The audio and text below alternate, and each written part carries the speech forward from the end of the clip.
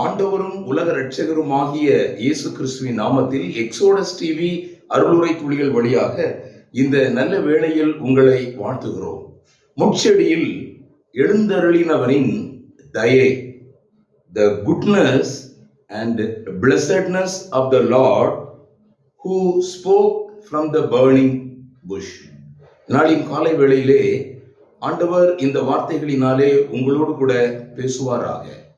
முட்செடி என்பது பொதுவாக எல்லாராலும் வெறுக்கப்படக்கூடிய ஒரு செடியாகும். மாத்திரமல்ல, அதனால் எந்த ஒரு பயனும் இல்லை என்று கூட நாம் அறிந்திருக்கிறோம். எல்லாவற்றுக்கும் மேலாக வேதம் முட்செடியை பாவத்துக்கு ஒப்புமையாக கூறுகிறது. முள்ளும் குறுக்கும் உனக்கு முளைப்பிக்கும் என்று முதல் மனிதனாகிய ஆதாம் பாவம் செய்ததினாலே அவன் இழந்து போன அநேக ஆசீர்வாதங்களும் அவன் பெற்றுக்கொண்ட அநேக சாபங்களும் வேதத்தில் எழுதப்பட்டிருக்கிறது. அதில் ஒரு முக்கியமான ஒரு சாபம், முள்ளும் குறுக்கும் உனக்கு முளைப்பிக்கும். ஆகவே முள் என்பது எல்லாராலும் வெறுக்கப்படக்கூடிய, சபிக்கப்படக்கூடிய ஒரு நிலை என்பதை அறிந்திருக்கிறோம். ஆனால் இன்றைக்கு காலையில் முட்செடியில் எழுந்தருளினவனுடைய தயையை நாம் சிந்திக்க போகிறோம். உபாகமம் 33:16 நாடும் அதன் நிறைவும் கொடுக்கும் அருமையான தானியங்களினாலும் ஆசீர்வதிக்கப்படுவதாக. முட்செடியில் எழுந்தருளினவரின் தயை யோசேப்புடைய சிரசின் மேலும் தன் சகோதரரில் விசேஷித்தவனுடைய உச்சம் தலையின் மேலும் வருவதாக என்று வாசிக்கிறோம். அப்படி என்றால் இந்த முட்செடியினுடைய தரிசனம் என்ன? வேதத்துல எழுதப்பட்டிருக்கிற அநேக தரிசனங்கள் தேவன் மனுமக்களுக்கு தரிசனம் மூலமாக அல்லது தேவனுடைய பரிசுத்தவான்களுக்கு தேவன் தந்தருளின தரிசனங்கள் வேதத்தில் எழுதப்பட்டிருக்கிறது. அதுல மிகவும் முக்கியமான ஒரு தரிசனம் தான் இந்த முட்செடி தரிசனம். இது யாத்ராம புஸ்தகம் 3 எழுதப்பட்டிருக்கிறது. இஸ்ரவேல் ஜனங்கள் எகிப்தின் அடிமைத்தனத்தில் கடுமையாக பாதிக்கப்பட்டு பயங்கரமான சூழ்நிலையில் தங்களுடைய ஜீவனையும் கசப்பாக்கக்கூடிய நிலையில் வாழ்ந்து கொண்டிருந்த போது, ஏறத்தாழ 400 வருடங்களுக்கு மேலாக அடிமைத்தனத்தில் இருந்த அந்த ஜனங்களை விடுதலை செய்யும்படியாக தேவன் கொடுத்த தரிசனம்தான் இந்த தரிசனம். ஆகவே இது மனுமக்களுடைய ரட்சிப்புக்கு ஒரு மிகப்பெரிய ஒரு நிழலாக இருக்கிறது. யாத்ராகமம் 3:2 கர்த்தருடைய தூதனானவர் ஒரு முட்செடியின் நடுவில் இருந்து உண்டான அக்கினி ஜுவாலையிலே நின்று மோசேக்கு தரிசனம் ஆனார். இந்த மோசே இஸ்ரவேல் ஜனங்களை எகிப்தின் அடிமைத்தனத்திலிருந்து விடுதலை செய்யும்படி தேவன் தெரிந்து கொண்ட ஒரு மனிதன். அவனுக்கு ஆண்டவர் முதலாவது தன்னுடைய தரிசனத்தை காண்பிக்கிறார். எப்படி? ஒரு முட்செடி, அங்கு முட்செடியினுடைய அக்கினி ஜுவாலையில் இருந்து கர்த்தர் அங்கு தரிசனம் கொடுக்கிறார். இதிலே இன்னொரு முக்கியமான அம்சம் இருக்கிறது. அந்த முட்செடி அக்கினி ஜுவாலையால் எரிந்து கொண்டிருக்கிறது. மூன்றாவது, அது வெந்து போகாமல் இருக்கிறது. இது ஒரு அற்புத காட்சி.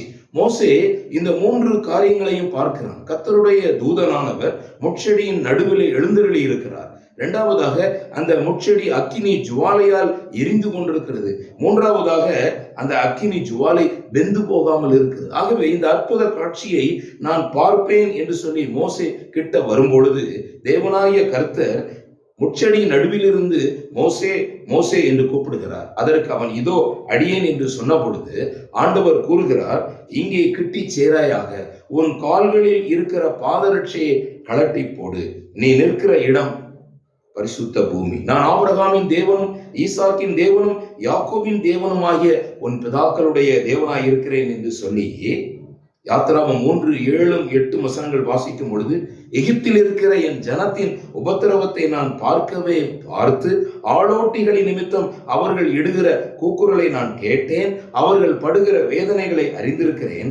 அவர்களை எகிப்தியரின் கைக்கு விடுதலையாக்கவும் அவர்களை அந்த தேசத்திலிருந்து நீக்கி கானானியரும் ஏத்தியரும் எமோரியரும் பெர்சியரும் ஏவியரும் எபூசியரும் இருக்கிற பாலும் தேனும் ஓடுகிற நலமும் விசாலமான தேசத்தில் கொண்டு போய் சேர்க்க இறங்கினேன் என்று கூறுகிறார்.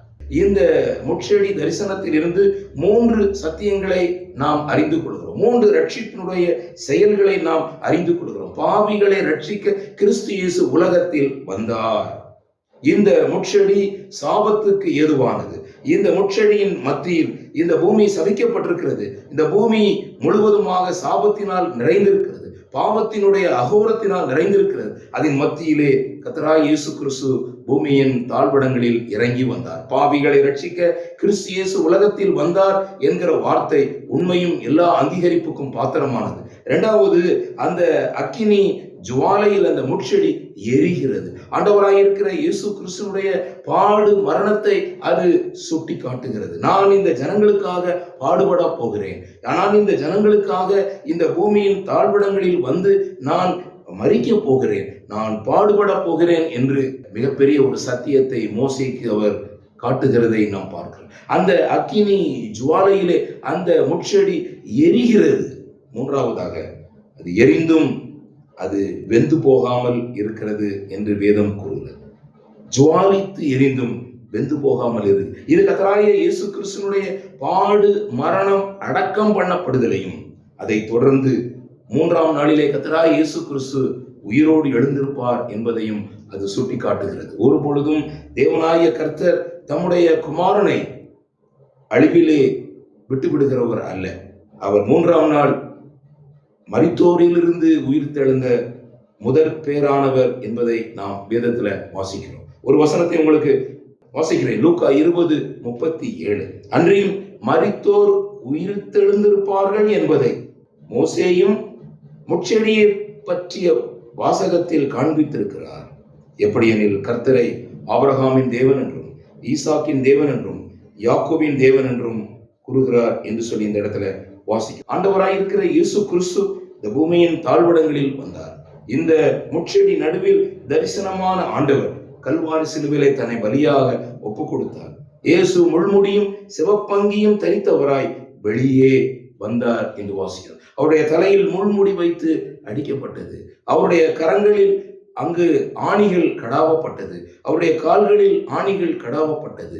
பாவத்திற்கான அந்த மிகப்பெரிய தண்டனையை ஆண்டவர் ஏற்றுக்கொண்டார். சாபத்தை முறியடித்தார். ஏசாயா 55ஆம் அதிகாரம் 13ஆம் வசனத்தில் வாசிக்கிறோம். முட்செடிக்கு பதிலாக தேவதாரு விருட்சம் முளைக்கும், காஞ்சொரிக்கு பதிலாக மிருது செடி எழும்பும், அது கர்த்தருக்கு கீர்த்தியாகும், நிர்மூலமாகாத நித்திய அடையாளமாகவும் இருக்கும் என்று வேதம் கூறுகிறது. இந்த முட்செடி இந்த பாவத்திற்கு ஒப்புமையாக இருக்கு. இந்த பாவத்திலிருந்து உங்களுக்கு விடுதலை வேண்டுமா? உங்களுக்கு தேவதாரு விருட்சத்தில் நீங்கள் அடைக்கலம் செய்யப்பட வேண்டுமா? கர்த்தராகிய இயேசு கிறிஸ்துவை விசுவாசியுங்கள். ஆண்டவராயிருக்கிற இயேசு கிறிஸ்துவினுடைய பாடு மரணம் அடக்கம் உயிர்த்தெழுதல், இதை உங்களுடைய இருதயத்தில் விசுவாசிப்பீர்களானால் அவரை சொந்த இரட்சகராக ஏற்றுக்கொள்ளுங்கள். அவருடைய பரிசுத்த நாமம் இன்னும் மகிமைப்படுவதாக. ஆமேன், ஆமேன்.